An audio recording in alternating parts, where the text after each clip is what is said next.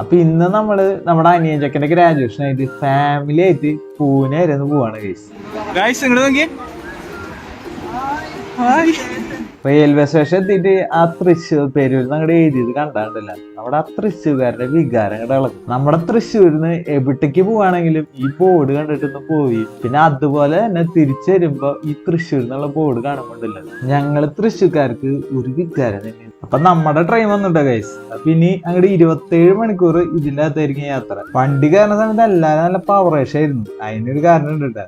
എന്റെ അമ്മൊക്കെ ഒരു ട്രിപ്പ് ഇതുപോലെ ലോങ് ജേർണി പോയിട്ട് കുറെ വർഷങ്ങളായി. 24 മണിക്കൂർ പോയിട്ട് 12 മണിക്കൂർ ആകുമ്പോഴേക്കും എല്ലാരും പവറേഷ് മാറി വാടേഷായി. എനിക്ക് ട്രെയിൻ യാത്രയിലെ ഏറ്റവും ഇഷ്ടമുള്ള സംഭവം എന്താണെന്നറിയോ? ഒരുപാട് കഥാപാത്രങ്ങളെ നമുക്ക് ട്രെയിനിൽ വെച്ച് കണ്ടുമുട്ടാം. സ്നേഹവതിയായ എന്റെ അമ്മേനെ തൊട്ടപ്പുറത്ത് ആ ജനലിൽ നോക്കിയിരിക്കുന്ന ചേച്ചിയില്ലേ, ആ ചേച്ചിയും ഹസും കേരള കറങ്ങിയിട്ട് തിരിച്ചു പോവാണ്. ഫുൾ ടൈം കരഞ്ഞോണ്ടിരിക്കണ നമ്മുടെ കൊച്ചു പെണ്ണിനെ ഒന്ന് ചിരിപ്പിക്കാന്ന് വെച്ചിട്ട് ഒന്ന് ട്രൈ ചെയ്ത് നോക്കിയതാ. നടന്നില്ല, നൈസായിട്ട് ഒന്ന് പാടി. അപ്പൊ ഈ ഇരിക്കുന്നതാണ് നമ്മുടെ എബിപ്രോ. നമ്മുടെ പ്രാഞ്ചുമാന്റെ തള്ളു കേട്ടിട്ട് അർജന്റായിട്ട് സബ്മിറ്റ് ചെയ്യേണ്ട വർക്ക് പോലും തീർക്കാൻ പറ്റാണ്ട് കുട്ടിതിനായിരിക്കാണ്.